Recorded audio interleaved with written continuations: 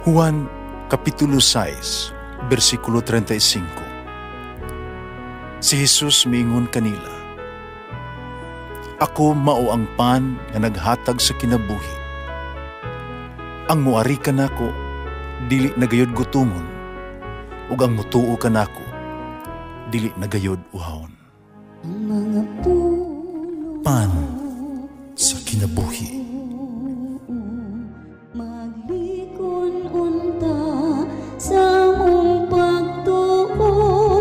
Gagakakabi sa pagtuman sa imong mahal nga kasuguan. Ginoo manaa kaninyo. Santos nga Ebanghelyo sumala ni San Mateo. Sa paglakat na sa mga tao, may mga tao na usab nagdala ngadto kang Hesus ug usa ka tawo nga naamang tungod kay giyawaan man siya. So nahinginla na ang yawa, nakasulti ang tao, nahibulong ang tanan. Kanya naninggit sila. Wala pa kitag makakitag, hitabo nga sama ni ini dinhi sa Israel. Apan miingon ang mga Fariseo, ang pangulo sa mga yawa, mao'y naghatag kaniya og gahom pagpagula kanila. Nagiduaw ni Jesus ang tanang kalungsoran ug kabariyuhan. Nanudlo siya dito sa ilahang mga sinagoga, giwali niya ang maayong balita bahin sa paghari sa Dios. O giayo niya ang mga tao ang tanang spiritualitian ug sakit. Pagkita niya sa daghang mga tao, naluoy siya kanila, kay masulubon o makaluoy man sila, daw mga karnero nga walay magbalantay. Busa giingna niya ang iya mga tinunan. Daghan ang anihon, panjutera ang mag-aani. Sa pag-ampo kamo, sa tag-iya sa anihon, aron magpadala siya dugang pang mamumuo nga moani niini. Ang Ebanghelyo sa Ginoo. Pasalamati ang Ginoo, kay siya maayo, ang iyang gugma mulungtad, hangtod sa kahangturan. Pasalamati ang Diyos sa tanang mga Diyos, ang iyang gugma malungtaron.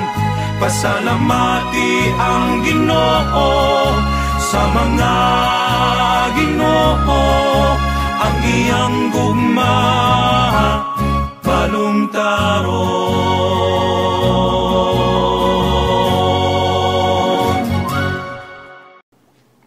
Daghan ang anihon, projutera ang mag-aani. Busa, sent laborers to the harvest of the Lord.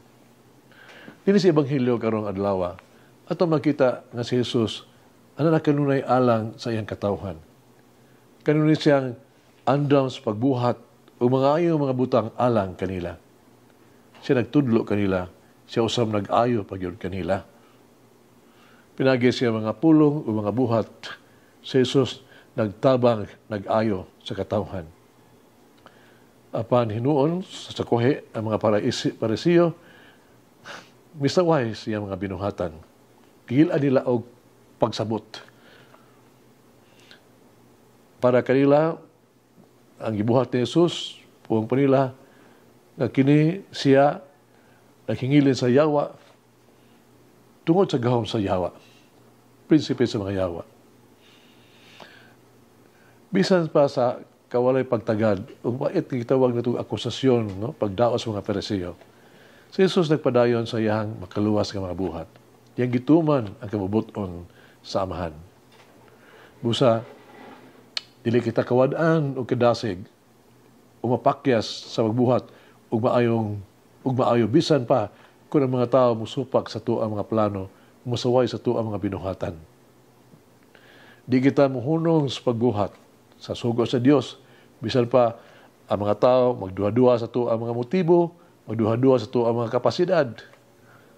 Padayon kita nga maghimong mamumuo alang sa iyang ani. Karon og sa kanunay, bisag wala pagganti o pag-ila kita hiilan. Ang paghago alang sa iyang ani, may usa ka kinabuhi sa pag-alagad, pagsakripisyo sa kaugalingon. Ang oposisyon, usa ka kamatuoran na anak siya kanunay. Usa kinahanglan na kanunay kitang mosalig o musunod sa tuwa mga buhat, sa mga pulong, sunod sa tag-iya sa ani. Sundo natong tumanon. Busa kinahanglan natong hinumduman kanunay ang usa ka butang. Una, si Jesus mao ang dalan sa kinabuhi. Kung wala si Jesus, dili gyud nato makit-an ang hustong paagi sa pagtuman sa plano sa Dios. Kaduha, si Jesus mao ang tinubdan sa kinabuhi, ang rason sa kinabuhi. Kung wala si Jesus, dili gyud nato maangkon ang tinuod nga katagbawan sa kinabuhi. Katulo, si Jesus ang atoang mangluluwas. Kung wala si Jesus sa atong kinabuhi, wala kita'y panalipod batok sa sala. Di nato madipinsahan ang atoang kaugalingon gikan sa dautan o kang satanas. Nanginahanglan kita og panalipod gikan sa tentasyon na kasamok sa kinabuhi. Nanginahanglan kita og lig-o nga suporta batok sa bagyo sa kinabuhi. O diha lamang kang Jesus atong mabuntog ang sala o si satanas. Uban lamang ni Jesus sa atong kinabuhi, atong mabuntog ang kasakit o problema. Uban lamang ni Jesus, kita mahimong luwas. Uban kaniya, kita sigurado sa kaayo, sa kinabuhi, o mabungahon nga ani. Atong matanong ka na itong kaugalingon. No? Kita, nangato ba kita, naghawa ba kita, diha sa parasan, ubasan sa Ginoo, isi mag-ani. Mag-ampo kita. Ginoong Jesus, among maluluyon, maayong magbalantay, yung kanunay nga nagtultol ka namo, ngadtos kaluwasan. Kung hindi mo kami ihatagan, labing maayo. Ubang kanimo ako magmalinawon. Ubang kanimo ako muuswag. Salamat kayo, Ginoong Jesus. Amuluyon maayong magbalantay sa imong paggiya, sa imong mga grasya, madagayaong nga gasa. Dahang salamat sa pag-atiman kanako, paggiya kanako kanunay, sa lunhaw ug tarong nga dalan sa kinabuhi. Amen. Mama Mary, help me to cast away the idols in my life.